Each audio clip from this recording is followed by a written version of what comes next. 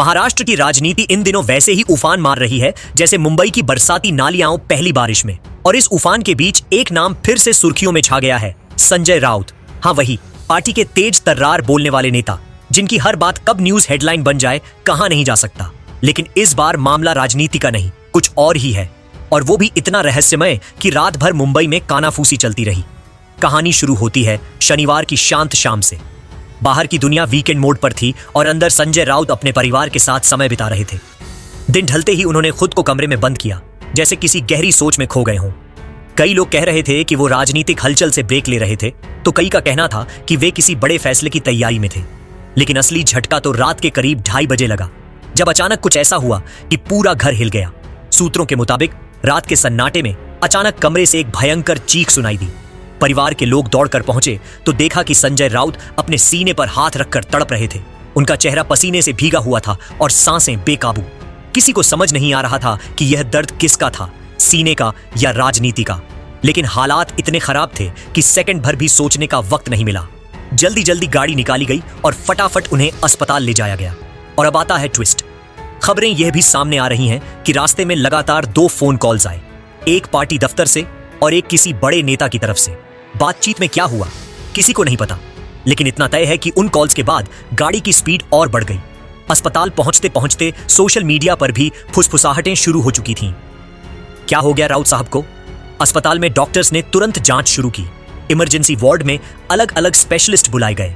Blood pressure, ECG, enzyme test. 5-10 minute में आधा दर्जन मशीनें उनके आसपास घूम रही थीं और बीच बीच में संजय राउत इशारों में कुछ बोलने की कोशिश करते, लेकिन आवाज बाहर नहीं निकल पा रही थी। कई डॉक्टरों का कहना था कि यह पैनिक एपिसोड भी हो सकता है, तो कुछ कह रहे थे कि शायद लंबे समय से चल रही राजनीति की भारी उठापटक, तनाव, विरोध और दबाव इस अचानक हालत के पीछे की असली वजह हो। लेकिन असली सवाल यह था, आखिर इतने दबाव की वजह क्या है और क्यों अब? इसी बीच एक और चौंकाने वाली बात पता चली। जिन दस्तावेजों की पिछले कुछ दिनों से चर्चा थी, जिन पर राजनीतिक हलकों में तरह तरह के कयास लगाए जा रहे थे, उन पर राउत साहब की राय आने वाली थी। कई लोग कह रहे थे कि इस रात की उथल पुथल का असली क्लाइमैक्स अभी सामने नहीं आया है। वापस अस्पताल पर लौटे तो करीब 3 घंटे की जांच के बाद डॉक्टर्स ने एक अजीब फैसला सुनाया। उन्होंने कहा कि मेडिकल रिपोर्ट में कोई बड़ी दिक्कत नहीं है, लेकिन परेशानी का असली कारण अत्यधिक तनाव और घबराहट हो सकती है। उन्होंने सलाह दी कि मरीज को 2-3 दिन अस्पताल में रखना चाहिए ताकि पूरा चेकअप हो सके। लेकिन यहां परिवार ने कर दिया बड़ा फैसला। डॉक्टर्स की सलाह के बावजूद संजय राउत के परिवार ने कहा, नहीं, हम इन्हें घर ले जाएंगे। अब यह फैसला मेडिकल था या राजनीतिक, ये तो वही लोग जाने जिन्होंने रात 3 बजे ये निर्णय लिया। और फिर ठीक सुबह का उजाला शुरू होने से पहले उसी गाड़ी से जिससे रात में अस्पताल आए थे, संजय राउत को वापस घर ले जाया गया। बिना किसी मीडिया, बिना किसी बयान, बिना किसी अपडेट के। लेकिन राजनीति और मीडिया इतनी जल्दी शांत हो जाए? कभी नहीं। सुबह होते होते सवालों की लिस्ट तैयार हो गई। क्या संजय राउत की तबीयत वाकई इतनी बिगड़ी थी, या यह किसी बड़े राजनीतिक तूफान से पहले की रहस्यमयी खामोशी है? डॉक्टरों की चेतावनी के बावजूद उन्हें रातों रात घर क्यों ले जाया गया? क्या यह भावनात्मक दबाव का मामला है या फिर रणनीतिक डिसीजन? और सबसे अहम सवाल, क्या राउत साहब उस मानसिक और राजनीतिक दबाव से उबर पाएंगे जो पिछले कुछ समय से बढ़ रहा है? राजनीति में दर्द भी खबर है और खबर भी हथियार। और इस पूरी घटना ने आने वाले दिनों की राजनीति को और पेचीदा बना दिया है। आप क्या सोचते हैं? क्या यह सिर्फ स्वास्थ्य का मामला है या इसके पीछे कोई बड़ा राजनीतिक नाटक छुपा है? कमेंट करके अपनी राय जरूर दें। वीडियो को लाइक और शेयर कर अपना प्यार और सपोर्ट भी जरूर दिखाएं। आज की कहानी शुरू होती है 31 अक्टूबर की उस सुबह से, जब महाराष्ट्र की राजनीति में अचानक एक ऐसा ट्विस्ट आया जिसकी किसी को उम्मीद नहीं थी। एक वीडियो, कुछ सेकंड, और पूरा सिस्टम चौंक कर खड़ा हो गया। संजय राउत, हाँ वही संजय राउत जिनकी आवाज कभी सत्ता को कंपाती थी, अचानक सोशल मीडिया पर आए और कह दिया कि मैं बीमार हूं, फिलहाल राजनीति से दूरी बना रहा हूं। लेकिन सवाल यह है, आखिर कौन सी ऐसी बीमारी है जो एक बड़े नेता को घर के अंदर अलग कमरे में कैद कर दे? और उससे भी बड़ा सवाल, क्या यह बीमारी है या सियासत? रुकिए, कहानी यहीं खत्म नहीं होती। असली नाटक तो इसके बाद शुरू हुआ। अस्पताल से घर और घर से गेस्ट रूम। संजय राउत कुछ दिनों तक अस्पताल में रहे। अस्पताल से डिस्चार्ज हुए तो लगा कि अब नेताजी आराम करेंगे, परिवार साथ बैठकर खिचड़ी खिलाएगा, दवाई देगा, हिम्मत देगा। लेकिन नहीं, यह तो उल्टा हो गया। सूत्र बताते हैं कि राउत को उनके ही घर में मेन बेडरूम में एंट्री नहीं मिली। उन्हें बैठाया गया गेस्ट रूम में। वो भी अकेले, दरवाजा आधा बंद। और परिवार ने दूरी बना ली। क्या ये बीमारी का असर था या डर का? परिवार तक हाथ नहीं लगा रहा। ये कौन सी बीमारी है?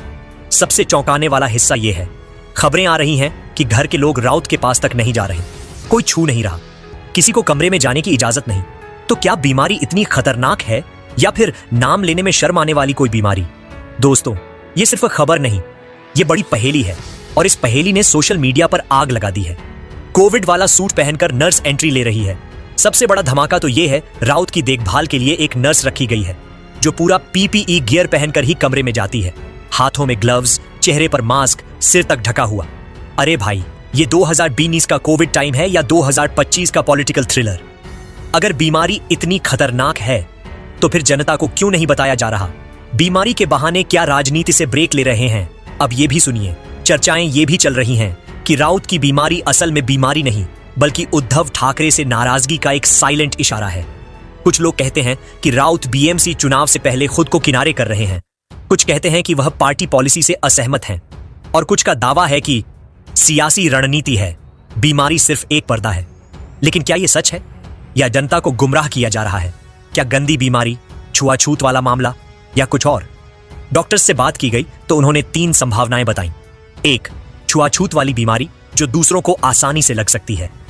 2, रेस्पिरेटरी बीमारी जो सांस से फैलती है, बैठने उठने से भी खतरा होता है। 3, वो इंसानों वाली गंदी बीमारी जिसके नाम लेने में भी लोग हिचकते हैं। अब इन तीनों में से असली क्या है ये तो वक्त बताएगा, लेकिन सच इतना है कि पूरे घर का माहौल डर, शक और दूरी से भरा हुआ है। सबसे दिलचस्प बात, आज तक राउत को किसी ने घर से बाहर निकलते नहीं देखा। ना पब्लिक इवेंट, ना मीडिया बाइट, ना कोई बयान। एक ऐसा नेता जो हर हफ्ते मीडिया के सामने आता था, अब 20 दिनों से पूरी तरह गायब है। क्या यह बीमारी है या यह कोई राजनीतिक मौन साधना है? क्या संजय राउत फंस गए हैं या कोई बड़ा खेल खेल रहे हैं? कुछ लोग कहते हैं राउत को वाकई में कोई गंभीर बीमारी है, इसलिए परिवार भी दूर है। कुछ कहते हैं यह सिर्फ पब्लिक सिंपैथी गेम है और कुछ कहते हैं यह बीमारी नहीं, पॉलिटिकल शील्ड है। सच क्या है ये तो फिलहाल कोई भी दावे के साथ नहीं कह सकता, लेकिन इतना जरूर है, महाराष्ट्र की राजनीति में ऐसी स्क्रिप्ट कम ही लिखी जाती है। दोस्तों, आप बताइए, आपको क्या लगता है? क्या राउत बीमारी की वजह से दूर है या राजनीति का नया दांव चल रहा है? नीचे कमेंट में अपना जवाब जरूर लिखिए। वीडियो को लाइक और शेयर कर अपना प्यार और सपोर्ट दिखाएं। चैनल को सब्सक्राइब कर हमारे साथ जुड़े। महाराष्ट्र की राजनीति इन दिनों ऐसी लग रही है जैसे किसी ने पूरा सिस्टम डेमो मोड पर डाल दिया हो। कुछ भी हो रहा है, कोई भी बोल रहा है और जो बोल नहीं रहा वही सबसे बड़ा सवाल बन गया है।